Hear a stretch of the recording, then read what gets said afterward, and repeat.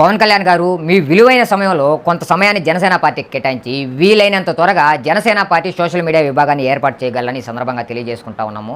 ఎందుకంటే అవతల ప్రత్యర్థి పార్టీలు రాష్ట్ర వ్యాప్తంగా సోషల్ మీడియా విభాగాన్ని ఏర్పాటు చేసుకొని డబ్బులు ఖర్చు చేసుకొని మరి మనం పైన అసత్య ప్రచారాలు చేయడానికి సిద్ధంగా ఉన్నారు.